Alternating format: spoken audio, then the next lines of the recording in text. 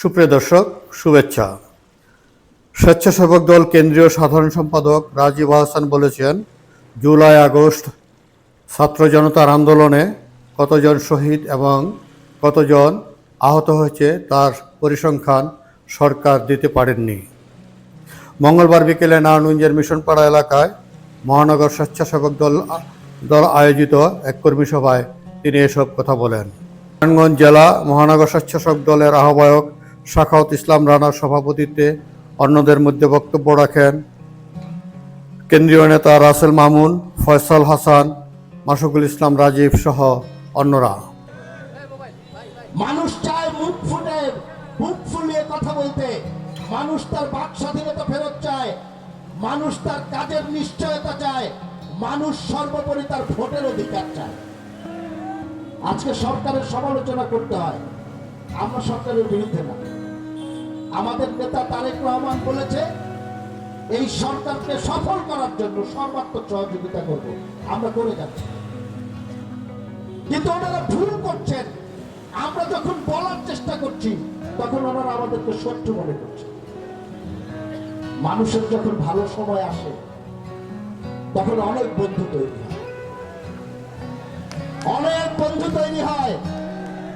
এই যে সরকার এবং সরকারের সমর্থক যারা আছে, এখন অনেক বন্ধু আছে। আমি নাম ধরে ধরে বলতে পারবো, এই সরকারে যারা আছেন, যখন আওয়ামী লীগ দ্বারা নির্যাতিত হয়েছেন, বিপদে পড়েছেন, পারিবারিক ভাবে বিপদে পড়েছেন, চিকিৎসাগত ভাবে বিপদে পড়েছেন, খুনি হাসিনা নির্যাতনের শিকার হয়েছেন, সহানুভূতি জানানোর জন্য তারেক রহমান ছাড়া আর কেউ ছিলেন না। 24-এর অভ্যুত্থান হয়েছে, 6 মাস হয়েছে। আরে ভাই, বিএনপির হাজারো হাজারো নেতাকর্মী শহীদ হয়েছে, ওটা না হয় বাদই দিলাম, আপনারা তো ধরতেই চান না, বাদ দিলাম। এই 24-এর আন্দোলনে বিএনপি সহ ছাত্র জনতা, আমার কিশোর ভাইরা, আমার সন্তান তুল্য ছোট্ট ছোট্ট বাচ্চারা জীবন দিয়েছে, রক্ত দিয়েছে গণতন্ত্রের জন্য। আজকের দিন পর্যন্ত এই সরকার বলতে পারলো না যে সঠিক সংখ্যাটা যে এতজন লোক শহীদ হয়েছে, এতজন লোক পঙ্গু হয়েছে। ভাইরা বলতে পেরেছে? দায়িত্ব কার? সরকার। দায়িত্ব কার? সরকারের। আমরা প্রথম থেকে বলছি এই নিহত পরিবারগুলো বুকের রক্ত দিয়েছে, জীবন দিয়েছে, দেশকে নতুন করে স্বাধীন করেছে, মানুষের কথা বলার অধিকার ফিরিয়ে দিয়েছে, মানুষের 2.5 যুগের অধিক সময় ভোট দিতে পারেনি, সেই অধিকারটুকু ফিরিয়ে দেওয়ার জন্য জীবন দিয়েছে। এই পরিবারগুলোকে পুনর্বাসনের ব্যবস্থা করে বলেছি না, আমরা বারবার বলেছি এই পরিবারগুলোকে পুনর্বাসনের ব্যবস্থা করে। এখন পর্যন্ত সঠিক নিহত এবং আহতের সংখ্যা, শহীদের সংখ্যাই পাওয়া যায় না।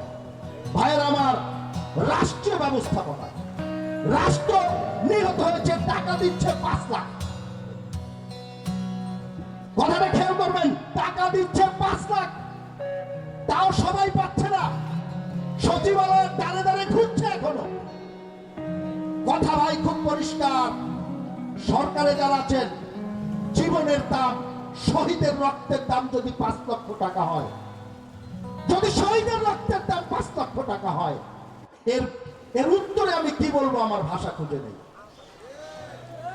যদি 5 লক্ষ টাকা হয়, এই শহীদের চেতনা, এই 24-এর চেতনা, আমি নিশ্চিত করে বলতে পারি, আমি আমার বিবেক দিয়ে, বুদ্ধি দিয়ে বলতে পারি, যদি 5 লক্ষ টাকা শহীদের চেতনা হয়, তাহলে এই চেতনা দীর্ঘস্থায়ী হবে না।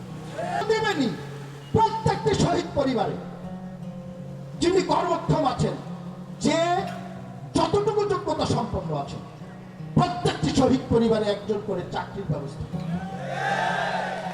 যিনি যেই শিক্ষাগত যোগ্যতায় আছে তাকে চাকরির ব্যবস্থা করবে। 6 মাস হয়ে গেছে ভাই, 2000 লোক শহীদ হয়েছে, 2000 লোকের চাকরি দিতে 2 দিন লাগে। যদি রাষ্ট্র আন্তরিক হয়, 2000 লোকের চাকরি দিতে 2 দিন লাগে।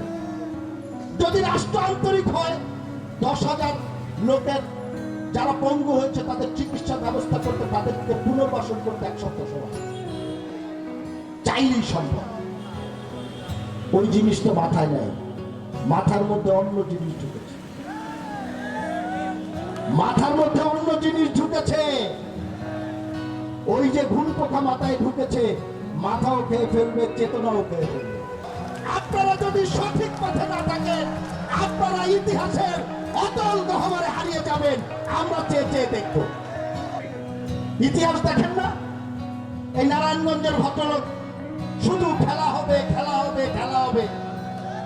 খেলা যখন শুরু হয়েছে, ওনাকে আর কোথাও খুঁজে পাওয়া যায় না। আছে কোথাও? আছে?